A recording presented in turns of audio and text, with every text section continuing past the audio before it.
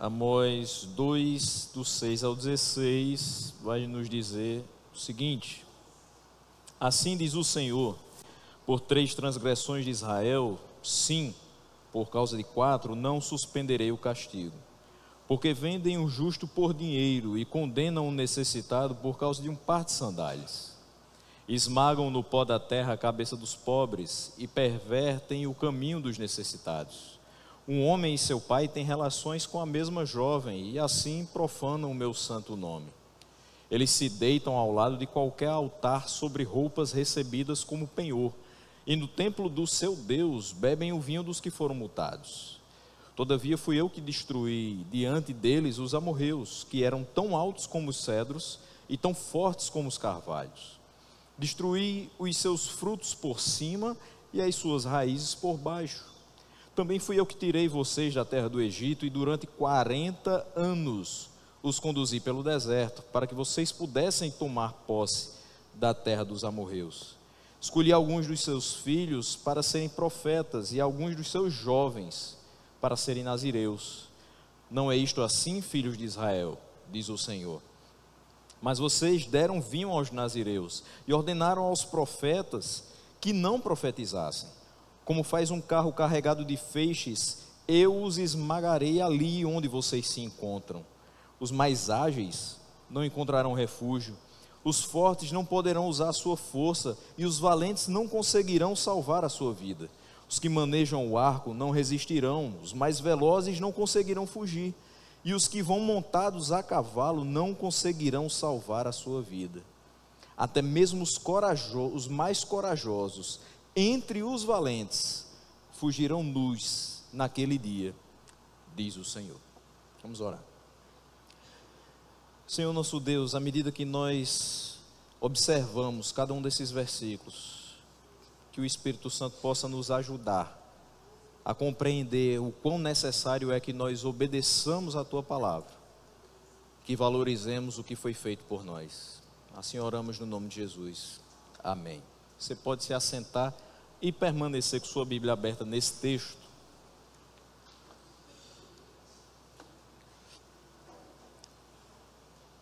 Para quem não pegou os últimos sermões, afinal de contas eles acabam sendo pouco espaçados. A ideia de Amós, das colocações da profecia de Amós nesse livro, é como se hoje a gente, trazendo para a nossa realidade, fazendo uma comparação, é como se a gente tivesse aqui na igreja uma conferência e alguém fosse chamado convidado, um preletor convidado. E esse preletor sai lá da sua terra e vem para cá para falar para nós. E nós, como um povo que é atento à palavra que está sendo ministrada, percebe que está sendo falado a respeito de outros povos. E a gente começa a ficar muito feliz porque o juízo está sendo transmitido para povos que a gente tem conhecimento de que tem pecado contra o Senhor. E a gente fica com aquele sentimento assim, de chegar para o pastor e dizer: ô pastor, esse convidado pregou muito bem, mas irmão fulano não estava aqui para escutar essa repreensão. E é assim que Israel vai se comportando à medida que os oráculos de Deus vão sendo transmitidos através da vida de Amós para a Síria, para a Filístia, para Tiro, Edom, Amon, Moabe, mas aí chega a vez de Judá.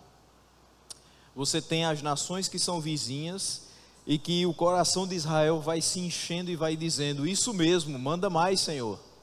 Eles estão errados e têm que receber o castigo. Só que agora, no versículo 4 e 5, foi a nossa última exposição, Amós fala contra a sua própria terra. Fala contra o reino do sul, de onde ele saiu para profetizar o reino do norte, o reino de Israel. E aí as pessoas começam a perceber algo muito diferente. Se esse homem veio de lá e agora fala contra os seus, tem alguma coisa muito estranha. Mas mesmo assim, não tem nada a ver com a gente. estou nem aí. E muitas vezes é assim que a gente se comporta em determinados textos, em determinadas pregações, em determinadas repreensões que nós recebemos. Recebemos apenas de forma auditiva, não tem direcionamento para nós.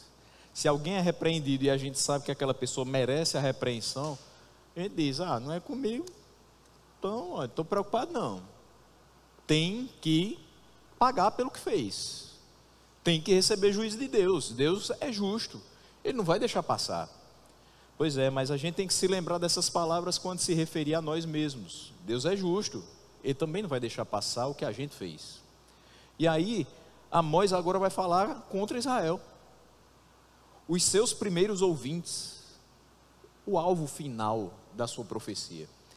E aqui a gente vai ter o princípio do juízo de Deus sobre a nação de Israel, que vai desse versículo 6 do capítulo 2 até o final do livro. Só para lembrar, Amós tem 9 capítulos. Ele gastou parte do capítulo 1 e parte do capítulo 2 para falar das nações vizinhas.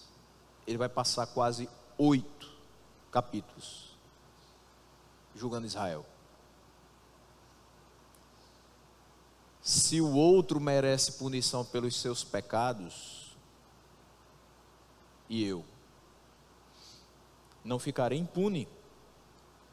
A profecia começa da mesma forma que Amós pronunciou as outras nações. Veja comigo no versículo 6. Assim diz o Senhor, por 3 transgressões de Israel, sim, por causa de 4, não suspenderei o castigo.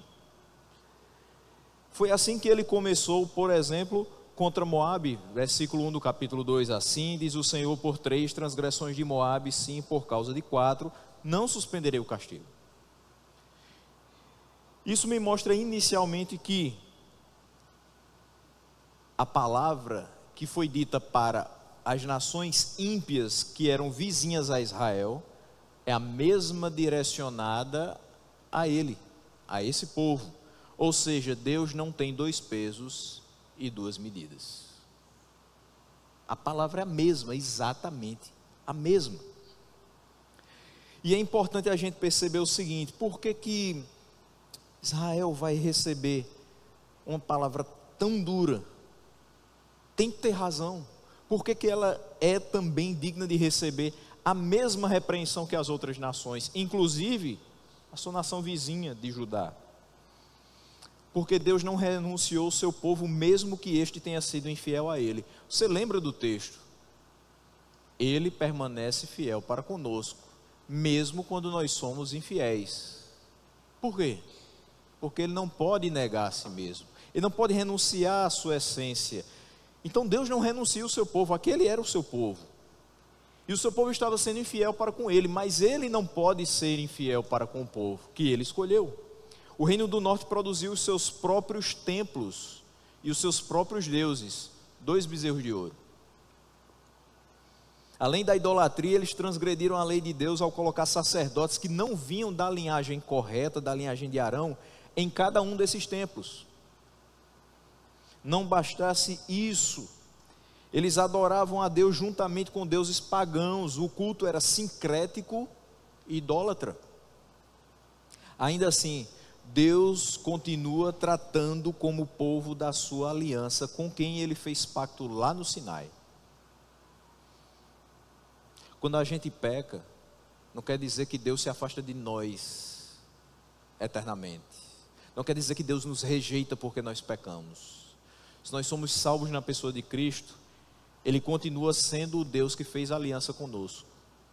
Ele continua sendo o Deus que perdoa os nossos pecados. Mas importa que a gente também reconheça os erros que a gente comete.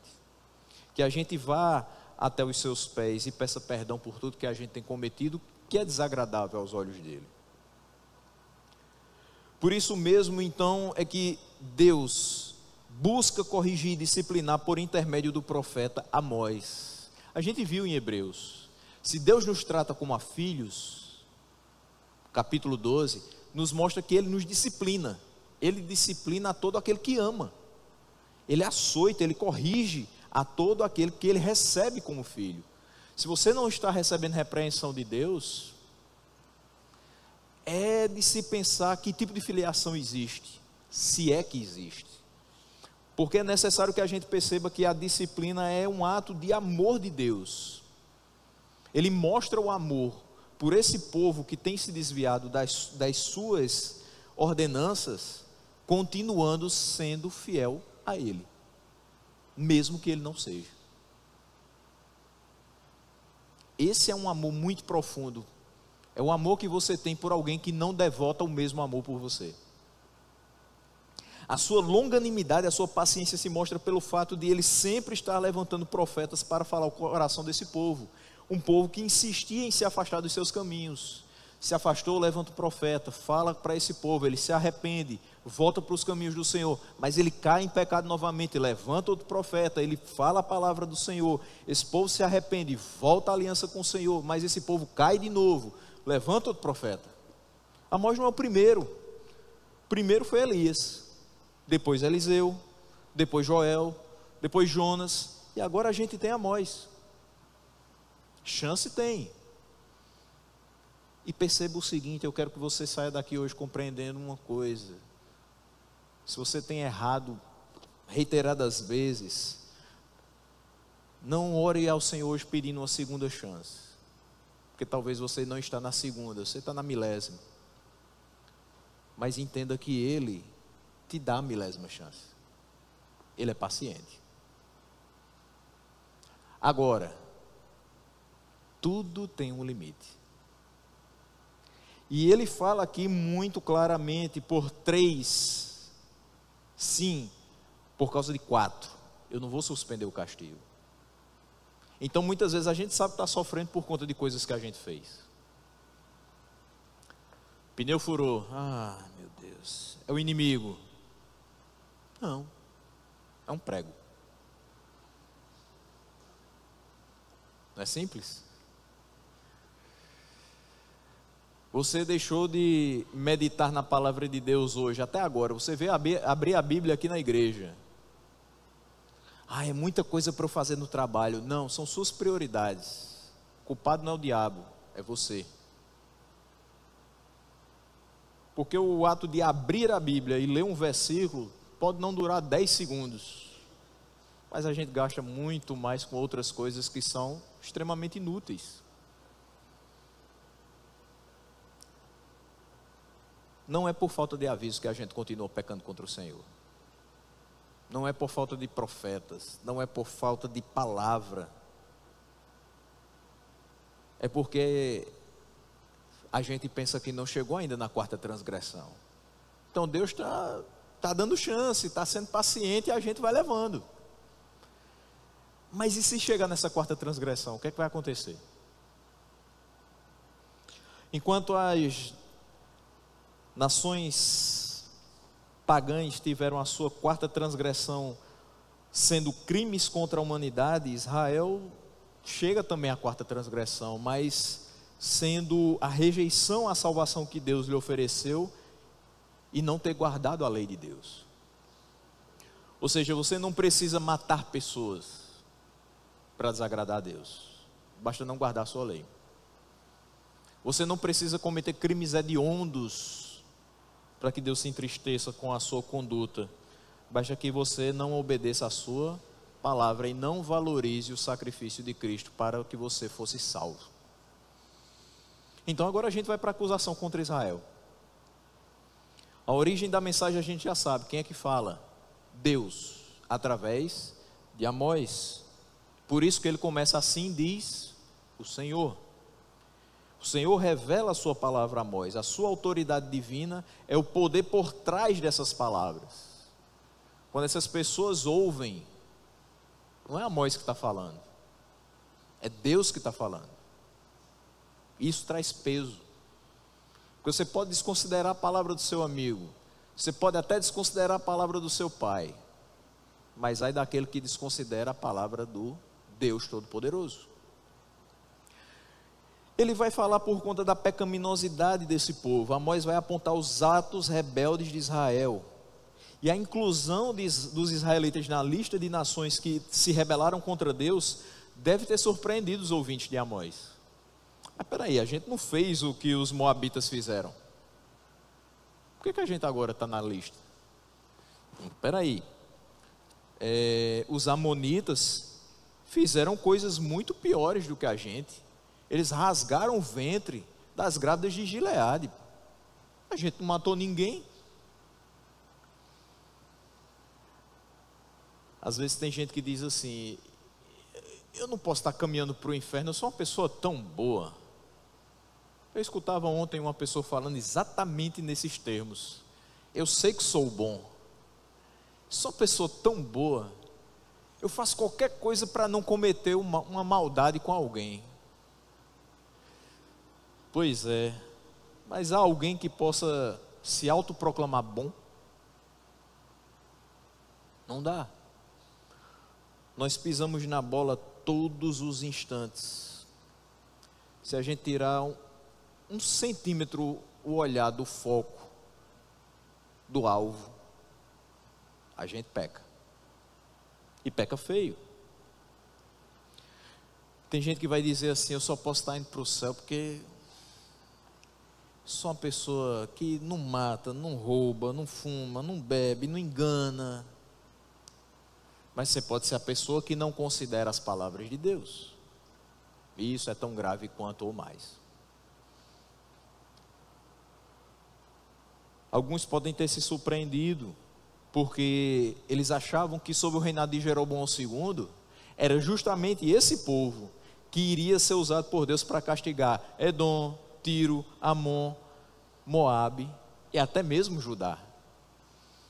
Nós somos os justiceiros, nós somos instrumentos na mão de Deus para castigar esse povo, e não para ser castigado. Afinal de contas, a gente não praticou o que eles praticaram. Mas um dia a gente vai ter que prestar contas de todos os atos que a gente teve na terra. Não é diferente com eles. E há uma prestação de contas que é exigida. Ele diz que não vai suspender o castigo. Ele quer saber o porquê de tudo isso. Por que vocês agiram dessa forma, depois de tudo que eu fiz por vocês?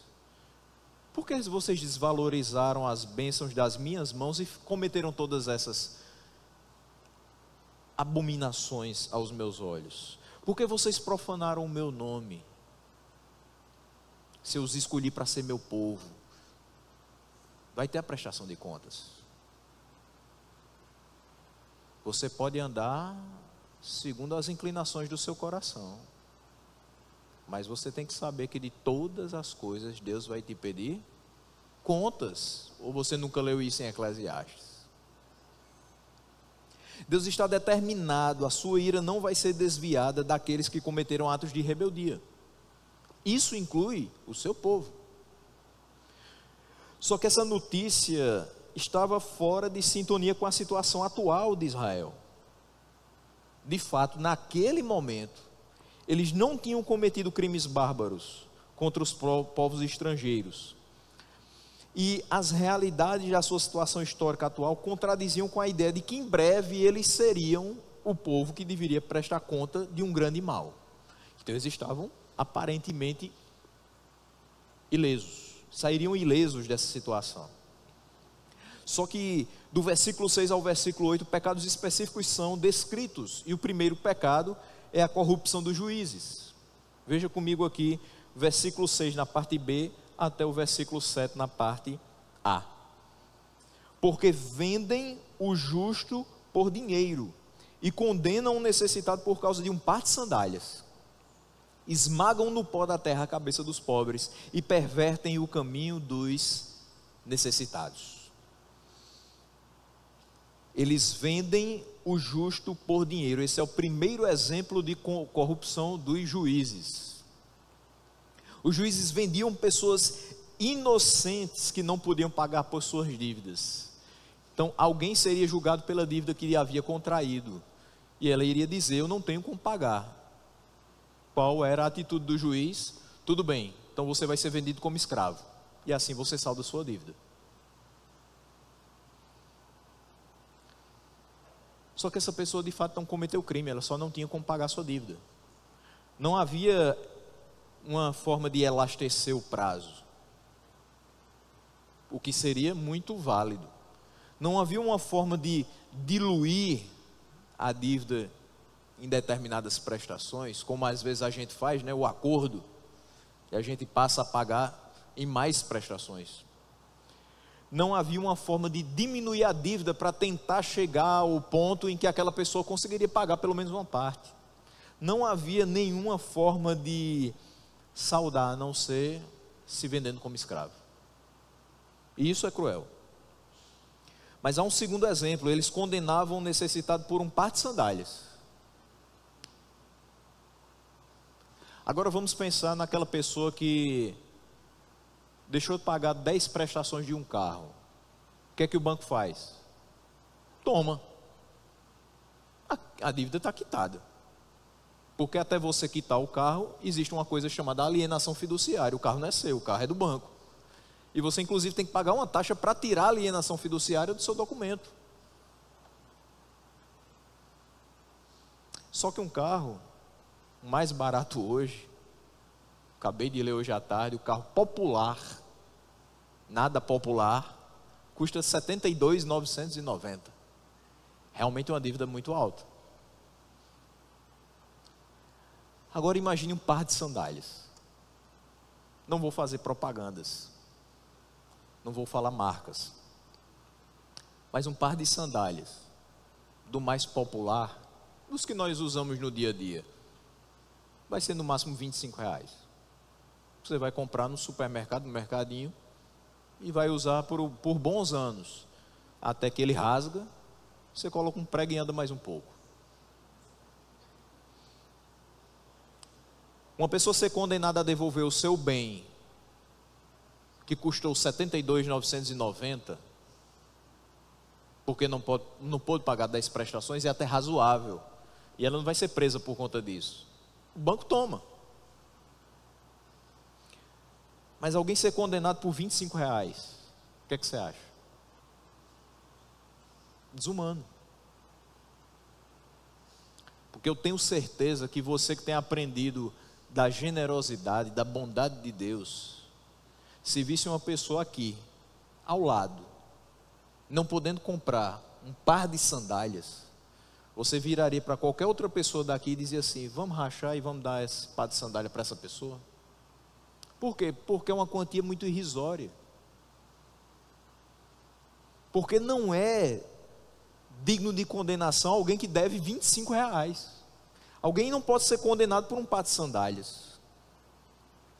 Então veja que a prática de vender pessoas como escravas por aqueles juízes se estendia a questões de mínimo porte, como a dívida de um par de sandálias.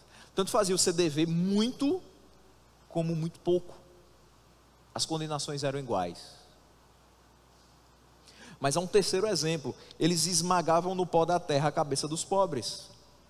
O que acontecia então? Os juízes não queriam oferecer justiça, oferecer os seus serviços para fazer justiça à causa do pobre. Pelo contrário, eles queriam ver a humilhação dos pobres, como quem vê uma pessoa caída e pisa na cabeça dela. Mas há um quarto exemplo desse pecado da corrupção dos juízes: eles pervertem o caminho dos necessitados. Os tribunais normalmente eram as portas da cidade. E a ideia aqui era que os juízes, negando atender às causas dos pobres, estavam empurrando para fora da cidade aqueles que já estavam muito antes à margem da sociedade. Então agora não se contentavam em ter pessoas à margem da sociedade pela condição financeira ruim, mas agora empurravam para fora mesmo, para fora dos tribunais. Há um segundo pecado pelo qual Israel é acusado. Verso 7, parte B: um homem e seu pai têm relações com a mesma jovem, e assim profanam o meu santo nome. Aqui pode se referir a um jovem e seu pai dividindo a mesma escrava que foi comprada para esses fins. Então isso seria praticado dentro da própria casa. Lembre-se que pessoas eram vendidas por conta de suas dívidas, como escravas. E isso incluía também escravas que eram compradas para isso, para que se dividissem entre o serviço para o pai e para o filho. Mas também pode haver referência à mesma prostituta cultual sendo dividida por pai e filho. Por quê? Porque elas estavam presentes nos templos pagãos. E eles poderiam ir até lá e também se beneficiar da mesma pessoa. E esse tipo de relação era proibido pela lei de Moisés. E é com base nessa mesma lei que Paulo vai denunciar o caso de 1 Coríntios 5. Um homem tem tomado para si a mulher de seu pai. E aquela comunidade achava isso normal. Até se vangloriava de ser tão tolerante quanto aquela situação. Então isso aqui, meus irmãos, mostra que o mandamento é atemporal. Não adulterarás. Do mesmo jeito que era errado, segundo a lei de Moisés, lá na época de Paulo era errado. E hoje?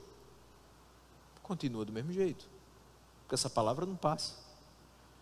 Então essa história de dizer, não, isso aí só valia para aquela época, cai por terra. Essa atitude dos israelitas profanava o nome de Deus. Por quê? Porque eles eram o seu povo. E o seu povo não pode estar transgredindo a sua lei. Eles eram povo de Deus. Eles sabiam que Deus não se agradava disso. Sabiam que na lei de Moisés isso era proibido. Isso também acontece hoje. Quando nós quebramos a lei de Deus e fazemos o que é abominável aos seus olhos, nós profanamos o seu nome. Há um terceiro pecado, penúltimo. Eles retinham roupas penhoradas dos pobres. Versículo 8, a parte A. Eles se deitam ao lado de qualquer altar sobre roupas recebidas como penhor. Veja só, as roupas dos pobres eram peças quadradas de tecido. Eu espero que não seja a sua realidade, mas infelizmente há algumas costureiras que não são tão habilidosas. E aí a pessoa leva um pedaço de tecido, geralmente retangular, já pensando que ela possa ali fazer colocação das mangas, das pernas, mas a roupa, o vestido, isso acontece mais talvez com os vestidos. Parece que é só uma peça quadrada com duas aberturas para os braços e duas para as pernas. Era mais ou menos isso a roupa dos pobres. Era uma peça quadrada, com aberturas para os braços e também para as pernas. E por que era assim? Porque também serviam como coberta à noite. Então aquelas pessoas tinham aquelas roupas longas, quadradas, e se vestiam com elas durante o dia, e continuavam com elas durante a noite, para que elas servissem de cobertas. Então hoje, quando a gente vai para um alfaiate, para uma costureira, e diz assim, resolva aqui esse problema que tem muito pano sobrando. Era justamente o que eles queriam. Quanto mais pano sobrando, melhor. Por quê? Porque a roupa também era cobertor. Então precisava de muito pano mesmo. Só que aqui os credores exigiam que aquelas vestimentas necessárias para a sobrevivência fossem depositadas como penhor. Então você está me devendo, então você vai deixar a sua roupa aqui. Isso era permitido? Sim, até o pôr do sol. Então se você estava me devendo, eu poderia reter a sua roupa do amanhecer até o final do dia, até o pôr do sol. Por que até o pôr do sol? E isso está lá em Êxodo 22, 26, que diz assim, se tomarem como garantia o manto do seu próximo, devolvam-no até o pôr do sol. Por quê? Porque aquela roupa serviria como cobertor à noite. Então seria desumano você reter aquilo que serviria para proteger do frio o que já era pobre e necessitado. Então quando essas pessoas aqui, israelitas, retinham essas roupas muito além do pôr do sol, por conta de penhores de dívidas, eles estavam quebrando a lei que dizia que eles deveriam restituir essa roupa até o pôr do sol. Mais do que isso, eles se mostravam impiedosos, porque eles não permitiam que alguém se protegesse do frio. Já é muita coisa, mas tem mais uma. Parte B. No templo do seu Deus bebem vinho dos que foram multados. Por determinadas situações, as pessoas eram também multadas por transgredir a lei daquele momento. Como hoje a gente é multado quando estaciona no local errado, quando a gente anda pelo acostamento, quando a gente passa no sinal vermelho, quando a gente deixa de declarar o imposto de renda, a gente recebe multas por várias questões. Até a multa irrisória de R$ 3,10 quando a gente deixa de votar. Mas, tudo é multa. Do valor menor até o maior, é uma transgressão que tem que ser paga. Imagine agora juízes cobrando quantias exorbitantes nas multas. Vamos lá, você estava saindo daqui para João Pessoa, foi pelo acostamento, porque estava no engarrafamento, você vai pagar R$ 1.100. Aí você chega lá, na Polícia Rodoviária Federal, e alguém te diz, não vai ser 1.100, eu vou cobrar 3.000. Por quê? Porque eu quero. Porque eu sou a lei. E você transgrediu. E eu escolho como você deve pagar. Eles já estavam corrompidos mesmo. Então qualquer coisa que eles fizessem seria muita surpresa. Qual era a grande surpresa e o grande ponto aqui de indignação? É que além de cobrar quantias exorbitantes nas multas que eles aplicavam, eles pegavam um montante e compravam para si vinhos caros. Iam para dentro dos templos dos seus deuses pagãos e bebiam até cair. Pegavam as roupas daqueles que estavam com frio, pobres e necessitados, retinham, deitavam sobre elas, sob o efeito do vinho caro que tinham comprado das multas mal aplicadas. Essa era a situação. Eles mataram alguém? Não. Destruíram alguma cidade? Também não. Mas estavam errados?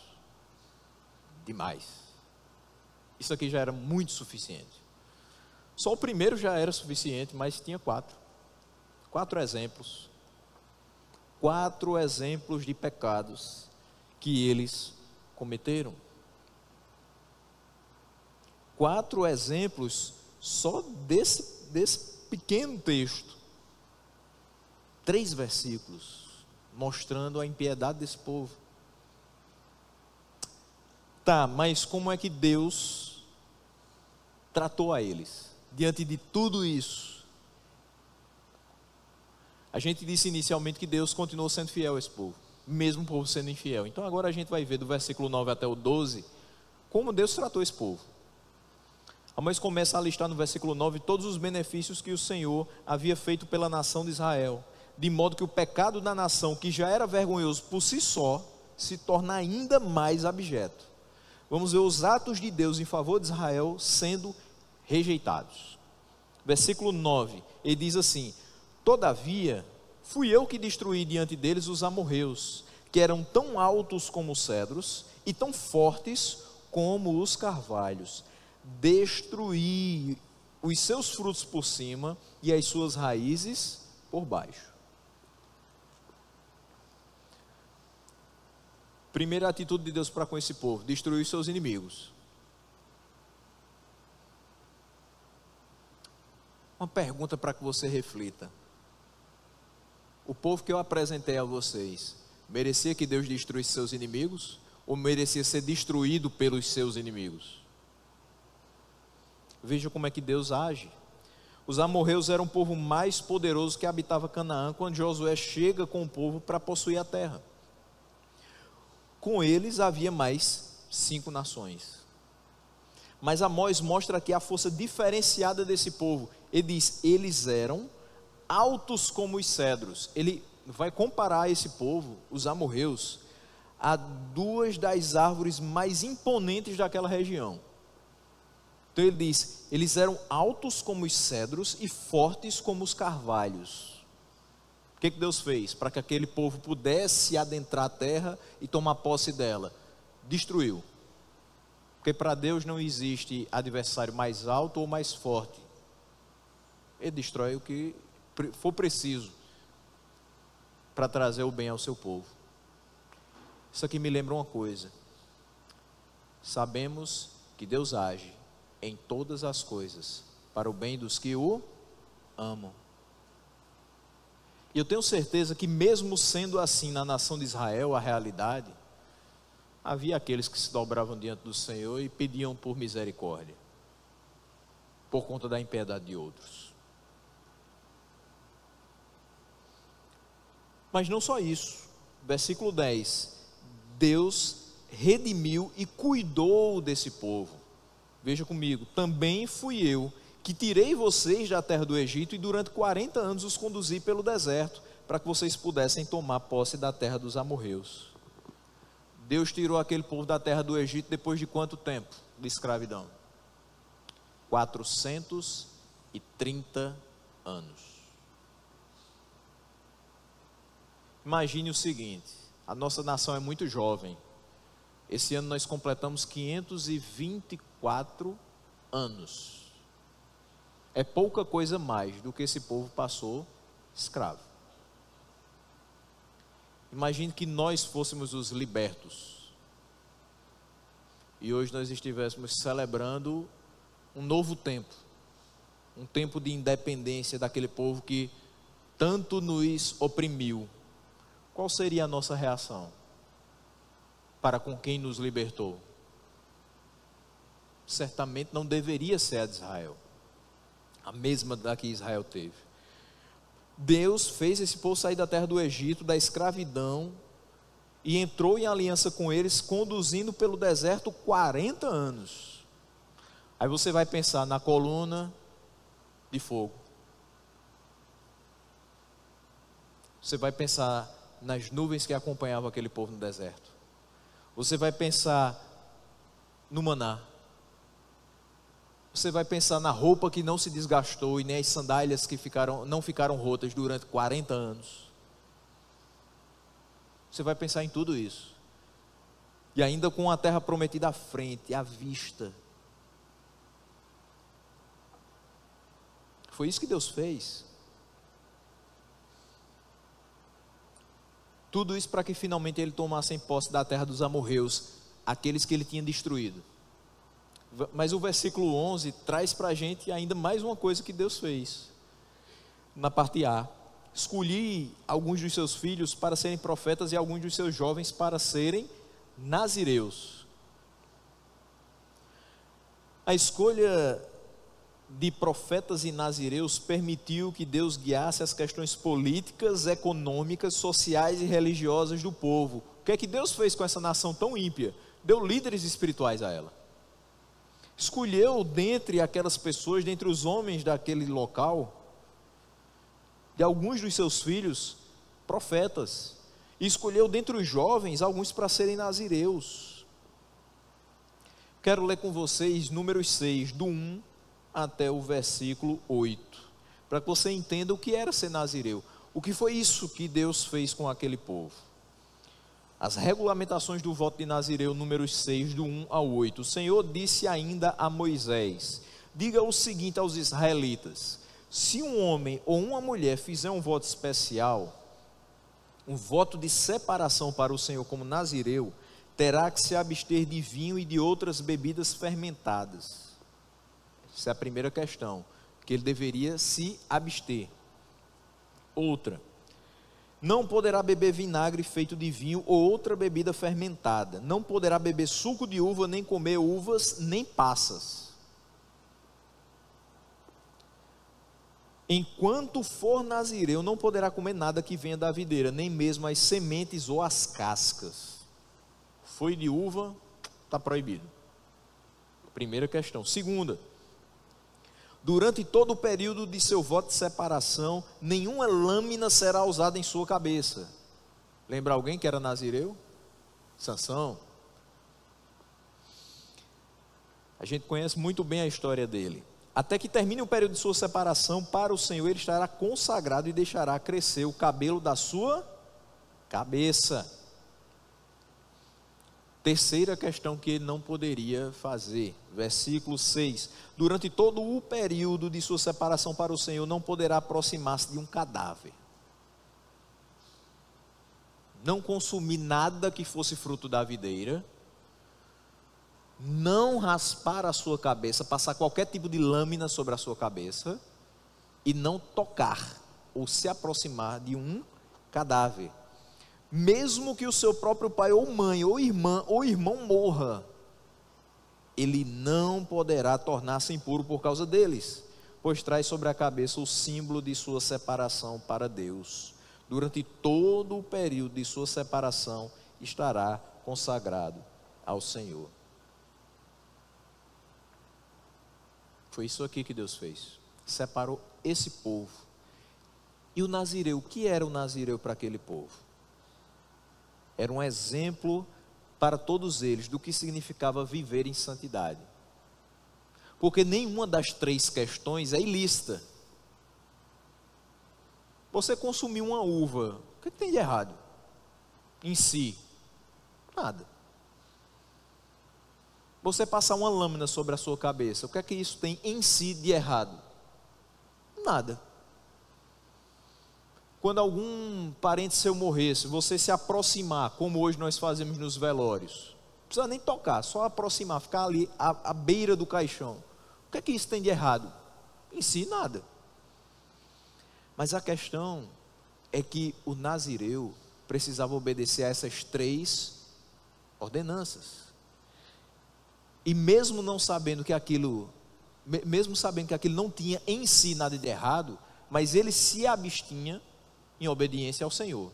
E isso mostrava a todas as outras pessoas: olha, essas coisas não são erradas, mas se Deus mandar, a gente deve se abster. Ou seja, se Deus mandar, eu devo obedecer. Não interessa o que Deus manda, Ele sabe o que diz, Ele sabe o que faz, e eu só preciso ouvir e obedecer. Como Israel responde ao tratamento de Deus para com eles? Versículo 12: mas vocês deram vinho aos nazireus. Primeira coisa que Números 6 fala, que eles não deveriam fazer. E vocês ordenaram aos profetas que não profetizassem.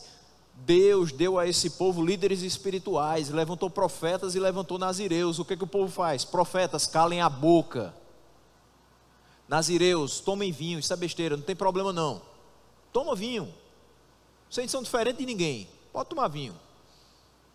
A gente não está tomando? A gente não vai para os templos dos deuses pagãos e bebe o vinho? Normalmente, nada nos acontece. Nós ainda temos a roupa do pobre para deitar em cima dela. Fiquem à vontade. Fiquem à vontade para desagradar o seu Deus. Em contraste com a fidelidade do Senhor, Israel procurou anular os propósitos de Deus. Ordenou a seus mensageiros que não profetizassem. O que é que isso quer dizer? Israel estava dizendo com todas as letras: nós não queremos ouvir a voz de Deus. E fizeram os nazireus beberem vinho em violação do seu voto. Eles mostraram desprezo tanto pelo Senhor quanto pela lei do Senhor. E aí vem o juízo de Deus para com o povo de Israel, dos versículos 13 a 16, e a gente vai se caminhando para o final. Dos versículos 13 a 16, nós vamos ver o efeito da invasão de uma nação mais forte contra Israel. Tudo que a gente vai ler nesses 4 versículos quer dizer o seguinte: Deus vai levantar uma nação. Não é que essa nação é mais santa do que Israel. Muitas vezes a nação que era levantada era até pior, mas era levantada só para que uma coisa pudesse acontecer, para que aquele povo pudesse finalmente cair em si e se arrepender. Por quê? Porque todas as vezes que esse povo pecava, Deus levantava um profeta. E era interessante que esse povo se arrependesse com a palavra do profeta. Afinal de contas, era a palavra de Deus por intermédio do profeta. Quando seu pai dizia assim: meu filho, não faça isso, era bom que você não fizesse. A simples comunicação deveria ser respeitada para que você evitasse uma punição. Mas você vai lá e faz. Então a conversa agora dá lugar à correção. E essa correção agora vem por outra nação, que é superior à nação de Israel. Meus irmãos, esse povo de Israel aqui iria perder a terra, iria perder o templo, os sacrifícios seriam cessados, os profetas seriam mortos, os seus jovens seriam levados como escravos, as crianças, mulheres e idosos seriam mortos ou deportados. Isso é tudo que vai acontecer com Israel. E como é que isso é colocado em palavras por Amós? Versículo 13: como faz um carro carregado de feixes, eu os esmagarei ali onde vocês se encontram. Imagine um carro de boi, conduzido por bois fortes, totalmente carregado de feixes. E agora imagine esse carro passando através de uma plantação de cana-de-açúcar. E está carregado, e está pesado. Os bois fazem força para movimentar aquele carro. O que é que acontece com um pedaço de cana-de-açúcar que está no meio da estrada quando esse carro passa? As suas rodas esmagam. Sobra alguma coisa daquele pedaço de cana? Assim como um carro carregado de feixes passa por sobre a terra, ele os esmagaria ali onde eles se encontravam. Versículos 14 a 16. Os mais ágeis não encontrarão refúgio, ou seja, os mais ágeis não seriam bem-sucedidos nas suas fugas. O caos está instalado, está tudo sendo destruído. Os jovens estão morrendo, os profetas são mortos, outros são levados como escravos, são deportados. Salve-se quem puder. Eu sou ágil, eu vou correr, eu vou empreender fuga.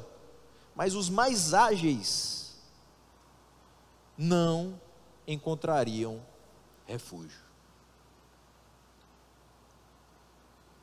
O mais forte não poderia usar a sua força. Sabe quando você está numa situação que é tão complicada que você fica paralisado? O medo é tão forte que você diz: não sei o que fazer. Eu tenho até força para enfrentar, mas eu não sei o que fazer. O forte, tão atemorizado, não conseguiria usar a sua força. Não teria reação nenhuma diante do caos instalado. O que Amós está querendo dizer aqui, só nesse comecinho, não adianta você ter velocidade, não adianta você ter força, porque nada para o juízo de Deus. Ninguém resistirá. Mas ele continua. Ele diz o seguinte, que aqueles que vão montados a cavalo, não, os valentes, voltando para o versículo 14, os valentes não conseguirão salvar a sua vida. Veja só, o valente não vai conseguir salvar a sua vida mesmo lutando para isso. Eu consigo imaginar alguém levando uma pancada no meio de uma batalha campal e dizendo: foi só uma pancada, eu vou me levantar e vou continuar fugindo. E aí vem outro cavaleiro e dá outra pancada. E aí ele continua tentando. Ele é valente, ele é forte, ele vai resistir até o final, mas ele leva outra pancada. Mesmo lutando para se salvar, ele não vai conseguir. Não sei você, mas eu acho isso desesperador. Essa cena é desesperadora, porque você não consegue sair. Não tem saída. Não tem para onde correr, não tem o que fazer, a sua força é inútil, e a sua valentia vai ser colocada em terra. Porque você não vai conseguir fazer absolutamente nada. As mãos habilidosas do arqueiro, os que manejam o arco, não resistirão. Vai fraquejar a mão do arqueiro. Ele vai preparar a flecha no arco. E ele vai começar a tremer. não sabe para onde o alvo vai. E ele acaba soltando no nada. Não tem um objetivo que ele faz. Ele não vai conseguir manejar bem. Porque ele vai estar influenciado pelo que está acontecendo. Não vai haver possibilidade de escapatória para o que corre e nem para o que vai montado a cavalo. Diz aqui, os que vão montados a cavalo não conseguirão salvar a sua vida. Os mais velozes não vão conseguir fugir. O que ele quer dizer aqui no versículo 15? Você pode ter as ferramentas melhores, as melhores armas para lutar contra essa situação. Não vai adiantar nada. Seu arco vai falhar, seu cavalo não vai lhe ajudar a conseguir salvar a sua vida. Mas ele ainda vai dizer o seguinte: que os mais corajosos entre os valentes vão fugir nus naquele dia. Além de você perceber que por tudo que aconteceu, nada do que você empreender vai conseguir parar o juízo de Deus sobre você por conta dos seus atos rebeldes, ainda vai haver a vergonha na hora dessa fuga. Imagine o que são pessoas poderosas, que eram louvadas pela sua habilidade, pela sua força, pelo seu entendimento, pela sua velocidade, agilidade, correndo nus, tentando salvar a sua vida, sem a menor possibilidade de que isso dê certo. Eu repito, este é o efeito da invasão da terra por um povo superior a eles. Quem foram esses? Os assírios. Cerca de 55 anos, entre 50 e 60, então eu vou nos 55. 55 anos depois que Amós pronunciou essas palavras, os assírios atacaram.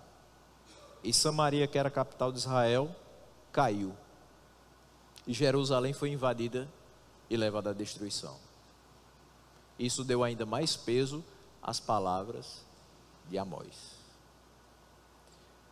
Como é que a gente pode fechar toda essa história? Como é que a gente pode aplicar tudo isso?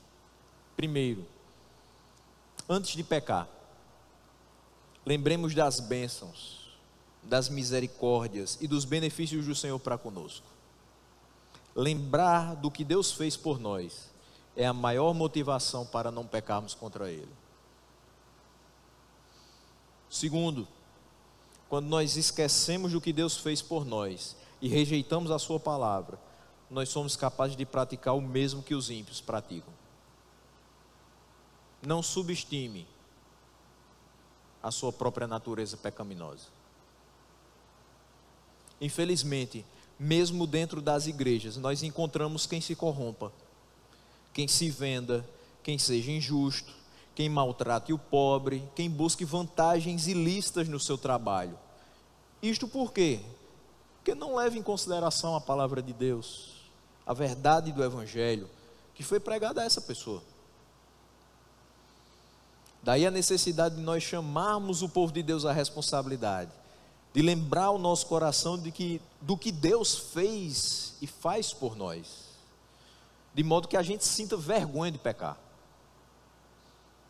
Porque se assim nós fazemos, se assim nós pecamos contra a graça e contra a misericórdia de Deus.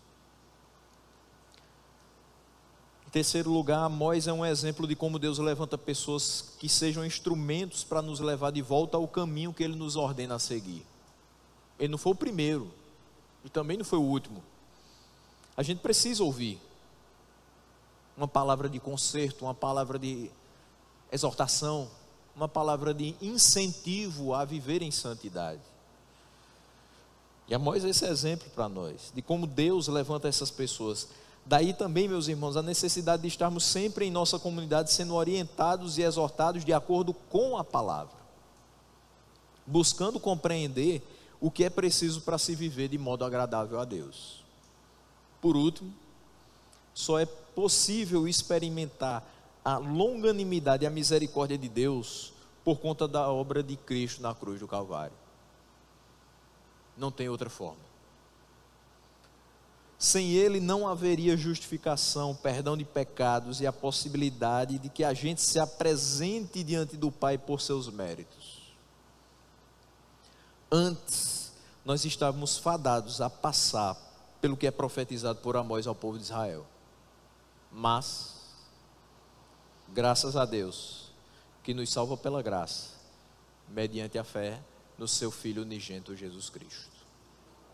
Que Ele nos abençoe nessa noite e guarde o nosso coração para a honra e glória dele.